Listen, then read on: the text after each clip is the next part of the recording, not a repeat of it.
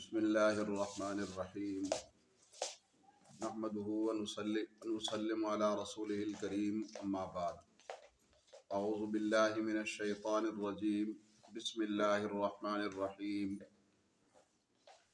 وَإِذْ قَتَلْتُمْ نَفْسًا فَادَّارَأْتُمْ، یہ آیت نمبر 72 ہے۔ یہ اصل میں آیت تو بعد میں آئی ہے پڑھنے میں، تلاوت میں، لیکن واقعہ کے لحاظ سے یہ پہلی آیت ہے۔ واقعہ کے لحاظ سے یہ شروع میں بات ہونی چاہیے۔ وَإِذْ قَتَلْتُمْ نَفْسًا فَادَّارَأْتُمْ فِيهَا، یعنی واقعہ میں قرآن پاک میں تقدیم تاخیر واقعہ کے لحاظ سے مناسب حال اللہ پاک باتیں بیان فرما دیتے ہیں، کیونکہ یہ واقعات کی کتاب تو ہے نہیں۔ تو فرمایا وَإِذْ قَتَلْتُمْ نَفْسًا فَادَّارَأْتُمْ، اس وقت کو یاد کرو جب تم نے ایک شخص کو قتل کر دیا، پھر الزام ایک دوسرے پر تم دینے لگے۔ وَاللَّهُ مُخْرِجٌ مَا كُنْتُمْ تَكْتُمُونَ، اور اللہ تو ظاہر کرنے والا تھا اس چیز کو جو تم چھپا رہے تھے۔ فَقُلْنَا اضْرِبُوهُ بِبَعْضِهَا، تو ہم نے یہ کہا کہ گائے کا کچھ حصہ مردہ کے ساتھ لگاؤ۔ كَذَلِكَ يُحْيِي اللَّهُ الْمَوْتَى، اسی طرح اللہ مردوں کو بھی زندہ کرے گا، جس طرح اس مقتول کو زندہ کیا ہے وہ بھی اپنی قدرت سے کرے گا، جیسے اس کو اپنی قدرت سے بولنے کی طاقت دی اور زندہ کی۔ وَيُرِيكُمْ آيَاتِهِ، اور اللہ تمہیں اپنی نشانیاں دکھلاتے ہے، لَعَلَّكُمْ تَعْقِلُونَ، تاکہ تم سمجھو۔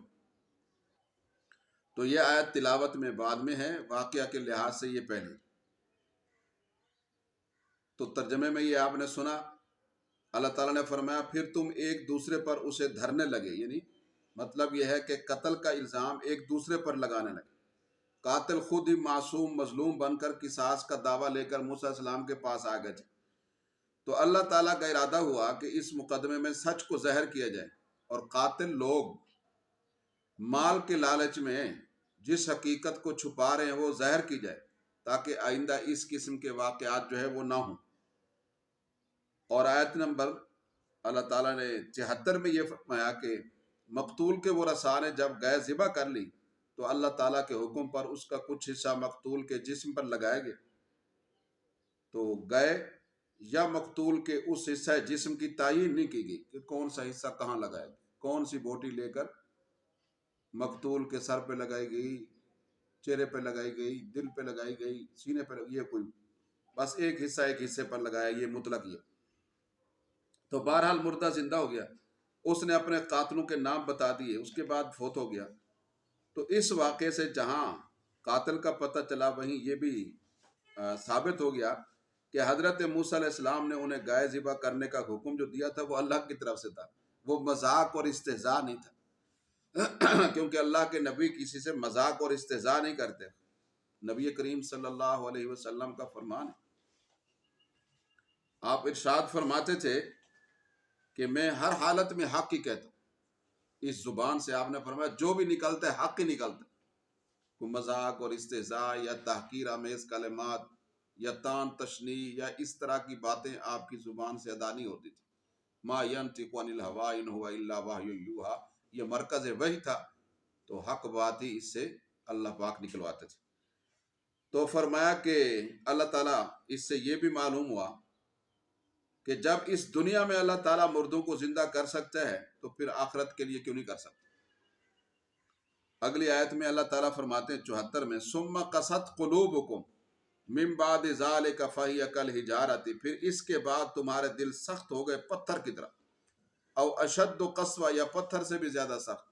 کل کے درس میں آپ نے سنا کہ موسیٰ علیہ السلام نے لاٹھی ماری تو لاٹھی کا اثر بھی پتھر نے قبول کیا، یعنی نرمی تھی اس پتھر میں۔ پھر اس سے پانی کے چشمے بھی جاری ہوئے 12، تو یہ بھی پتھر کی نرمی کی دلیل ہے۔ لیکن اللہ تعالیٰ بنی اسرائیل سے یہ فرما رہے ہیں کہ سب کچھ مشاہدات اور معجزات دیکھنے کے بعد بھی تمہارے دل سخت کے سخت ہی رہے، پتھروں سے بھی زیادہ سخت، حالانکہ پتھروں سے بھی کوئی نفع کی امید ہوتی ہے، کوئی نرمی کی امید ہوتی ہے۔ ثم قست قلوبکم من بعد ذلک، پھر اس کے بعد تمہارے دل سخت ہو گئے پتھروں کی طرح، او اشد قسوہ، یا زیادہ سخت ہو گئے پتھروں سے بھی۔ وَإِنَّ مِنَ الْحِجَارَةِ لَمَا يَتَفَجَّرُ مِنْهُ الْأَنْهَارُ، اور پتھروں میں سے بھی بعض وہ ہیں جن سے نہریں پھوٹتی۔ وَإِنَّ مِنْهَا لَمَا يَشَّقَّقُ فَيَخْرُجُ مِنْهُ الْمَاءُ، اور ان پتھروں میں سے بعض وہ ہیں جو پھٹ جاتے ہیں اور ان سے پانی نکل آتا ہے۔ وَإِنَّ مِنْهَا لَمَا يَهْبِطُ مِنْ خَشْيَةِ اللَّهِ، اور ان پتھروں میں سے بعض وہ بھی ہیں جو اللہ کے خوف سے گر جاتے ہیں۔ وَمَا اللَّهُ بِغَافِلٍ عَمَّا تَعْمَلُونَ، اور اللہ اور نہیں ہے اللہ غافل ان چیزوں سے جو تم کرتے ہو۔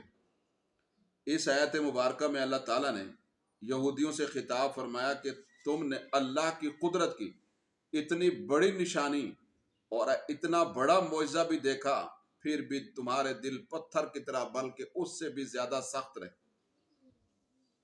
بجائے اس کے کہ تمہارے دل اس بات کا اثر قبول کر کے نرم ہو جاتے، لیکن تم تو مزید سنگ دل ہو گئے ہو۔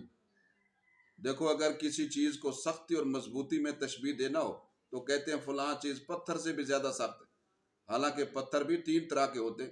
اللہ تعالیٰ فرماتے بعض پتھر ایسے ہوتے ہیں کہ ان سے نہریں جاری ہوتی، خود انہیں بھی فائدہ ہوتا ہے، دوسروں کو بھی ان سے فائدہ ہوتا ہے۔ اور دوسرا، بعض پتھر پھٹ جاتے ہیں تو ان سے پانی نکل آتے ہیں، دوسروں کو فائدہ ہوتا ہے۔ اور بعض پتھر اللہ کے خوف سے گر جاتے ہیں، اگر ان کی ذات سے کسی اور کو فائدہ نہیں ہے تو خود اپنے اندر تو ان کو فائدہ ہو رہا ہے۔ تو فرمایا اے یہودیو، تم تو پتھروں سے بھی گئے گزرے ہو، نہ تم کسی کو فائدہ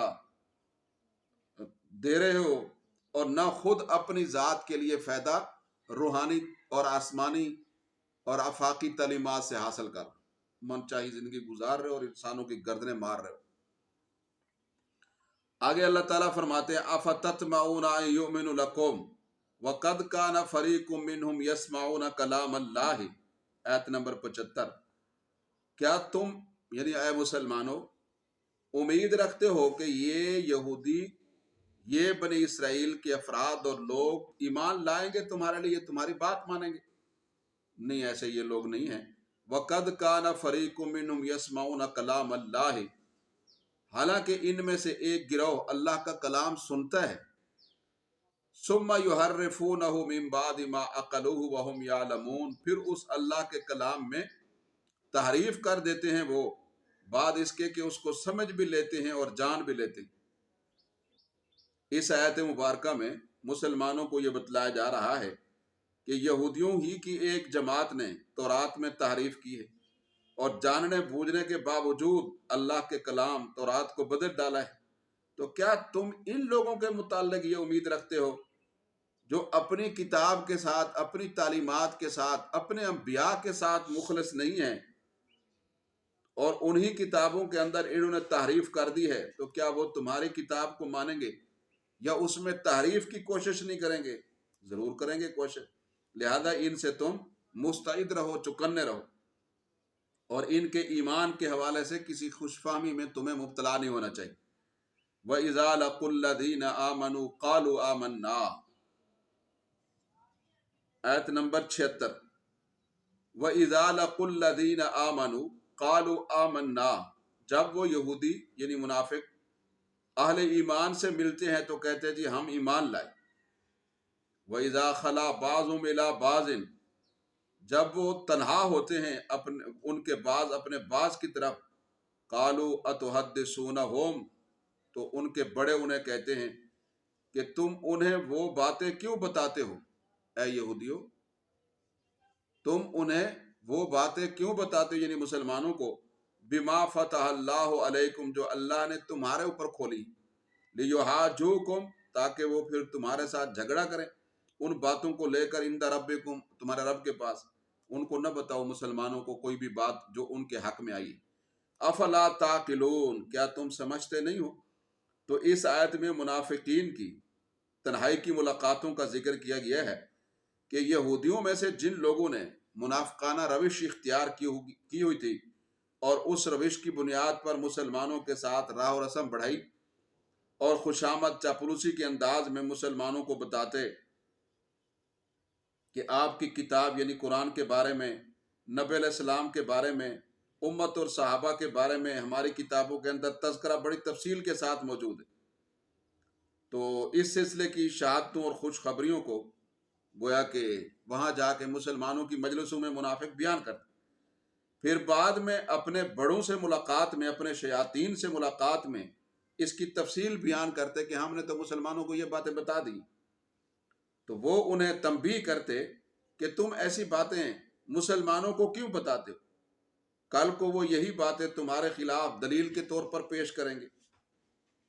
بما فتح اللہ علیکم، یہ تو علم اللہ نے تم پہ کھولا ہے، اسے مسلمانوں کے سامنے مت بیان کرنا، ورنہ یہی علم تمہارے خلاف حجت بنے گا اور آخرت میں تمہاری گرفت کا ذریعہ بن جائے گا، کیونکہ اس طرح تم گویا کہ پھر اللہ کے حضور مسلمانوں کی اقراری مجرم بن جاؤ گے۔ آگے اللہ تعالیٰ ارشاد فرماتے ہیں آیت نمبر 69 میں، اولا یعلمون ان اللہ یعلم ما یسرون، کیا وہ نہیں جانتے کہ بے شک اللہ جانتے جو وہ چھپاتے ہیں، وما یعلنون، اور جو وہ ظاہر کرتے ہیں۔ اس آیت میں اللہ تعالیٰ نے یہودیوں کے اس برے خیال کی تردید کی ہے کہ اگر یہ کو حق بات کو چھپا لیں تو کیا اللہ سے کوئی چیز مخفی رہ جائے گی؟ اللہ کو تو ہر چیز کا علم ہے، وہ ظاہر اور باطن کو جانتا ہے، اس کا علم ہر چیز پر محیط ہے، وہ علام الغیوب ہے۔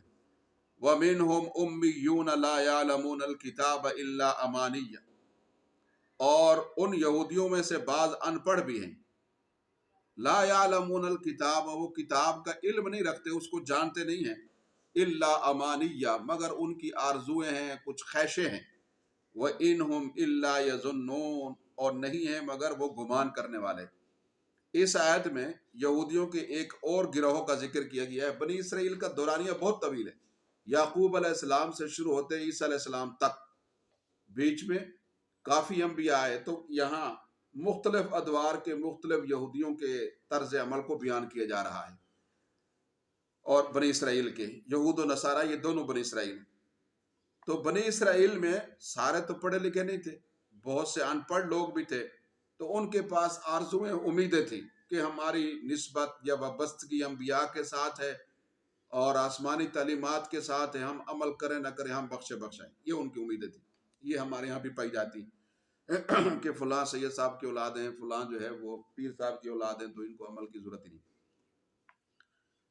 منہم امیون لا یعلمون الکتاب، ان میں سے بعض ان پڑھ بھی ہیں، وہ کتاب کو نہیں جانتے، الا امانیہ، مگر ان کی آرزویں ہیں۔ جب انسان اللہ کی تعلیمات سے آگاہ نہ ہو تو پھر اپنے دل میں آرزویں ہی پال لیتا ہے، دل ہی دل میں بخشش کے اسباب جو ہے وہ اپنے تعلق اور اپنے شجرہ نسب کی بنیاد پر کیا ہے اس ڈھونڈ لیتا ہے اور اس پہ مطمئن ہو جاتا ہے۔ تو کتاب کا علم تو ضروری ہے، ورنہ تو خواہشات ہی آئیں گی۔ وَإِنْهُمْ إِلَّا يَظُنُّونَ، اور نہیں ہے وہ مگر گمان کرنے والے۔ تو اس آیت مبارکہ میں یہودیوں کے ایک گروپ کا ذکر ہے جو امی ہیں، ان پڑھ ہیں، لکھنا پڑھنا کچھ بھی نہیں جانتے۔ ان لوگوں نے بس ایک آرزویں پال رکھی ہیں، بس ان کے پاس اندازے تخمینے ہیں، قطعی اور یقینی علم ان کے پاس نہیں۔ تو ظاہر ہے کہ محض خواہشات اور اندازے علم کے مقابلے میں تو کوئی وقت نہیں رکھتے۔